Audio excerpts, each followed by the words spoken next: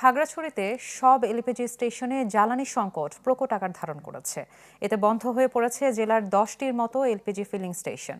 সংশ্লিষ্টরা জানান, এতদিন গ্যাস থাকায় রুটিন করে বিক্রি করা হয়, কিন্তু মঙ্গলবার সকালে সরবরাহ একেবারেই বন্ধ হয়ে যায়।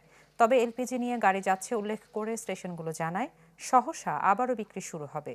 বিভিন্ন উপজেলায় গ্যাস ফিলিং স্টেশন বন্ধ থাকায় চাপ বেড়েছে সদরের স্টেশনে। দীর্ঘ লাইনে দাঁড়িয়ে থেকে কাঙ্ক্ষিত গ্যাস না পাওয়ায় বেকায়দায় পড়েছে ভাড়ায় চালিত পরিবহনগুলো। দুর্ভোগে পড়েন ব্যক্তিগত গাড়ির মালিকরাও।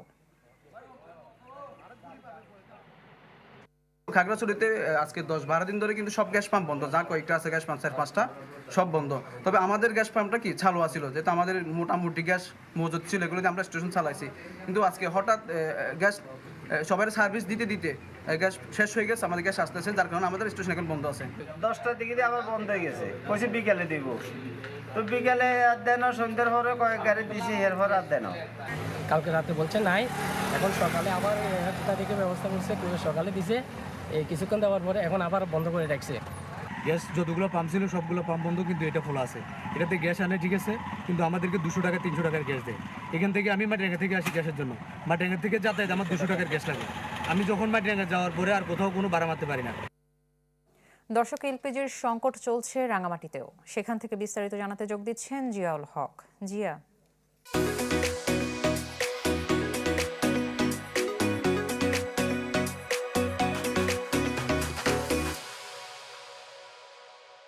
এমনি পার্বত্য জেলার রাঙামাটিতে যে গণপরিবহন বা অটোরিকশা রয়েছে, সেটি একমাত্র গণপরিবহন যেটি রয়েছে সেটাই রয়েছে সিএনজি অটোরিকশা। যার ফলে আসলে কয়েকদিন ধরে যে গ্যাসের যে সিএনজি গ্যাস যে সংকট, সেটি আসলে গতকাল সন্ধ্যার পর থেকে একটা তীব্র আকার ধারণ করে। আজকে সকাল থেকে আমরা যে ফিলিং স্টেশনগুলো রয়েছে, তিনটি শহরের ফিলিং স্টেশন, সেই ফিলিং স্টেশন আমরা ঘুরে দেখেছি। সেই ফিলিং স্টেশনগুলোতে আসলে কোনো রকম গ্যাস দিতে পারছে না সিএনজি গুলোতে, যার ফলে আসলে রাঙামাটি শহর বা আশপাশে এলাকার মানুষজন আসলে যারা গ্যাস নিতে এসছে সিএনজি স্টেশনগুলোতে, সেগুলো দীর্ঘ লাইন আমরা লক্ষ্য করেছি। এবং এর ফলে আসলে রাঙামাটি শহরের যে অটোরিকশা সিএনজি মালিক সমিতির তথ্য অনুযায়ী প্রায় 3000 অটোরিকশা সিএনজি রয়েছে, যার প্রায় 80 ভাগই আসলে এলপিজির মাধ্যমে এগুলো চলাচল করে। যার ফলে আপনি বুঝতে পারছেন যে এই মানুষগুলো একটা তীব্র সংকট তৈরি হয়েছে গণপরিবহনের। সাধারণ যাত্রীরাও আসলে একটু ভোগান্তিতে পড়েছে শহরে অটোরিকশার সংখ্যা কমে যাওয়ার কারণে।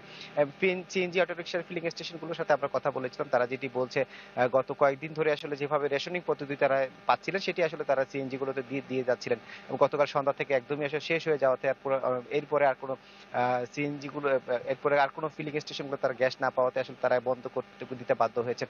তারা আশা প্রকাশ করছেন না আজ সন্ধ্যা নাগাদ অথবা কালকের মধ্যে আসলে এটি স্বাভাবিক হয়ে যাবে, হয়ে যাবে বলে তারা ধারণা করছেন। এবং সাধারণ যাত্রীদের পক্ষ থেকে একটি দাবি তোলা হয়েছে, দীর্ঘদিন ধরে শহরগুলোতে আসলে এই ধরনের সংকট হলে গণপরিবহন না থাকাতে তাদের ভোগান্তি পড়ে। এই দিক থেকে আসলে প্রশাসন অথবা সরকারকে আসলে নজর দেওয়ার দাবি জানিয়েছেন তারা।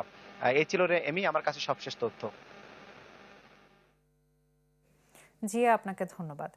দর্শক, রাঙামাটির এলপিজি সংকট নিয়ে জানাচ্ছিলেন জিয়াউল হক।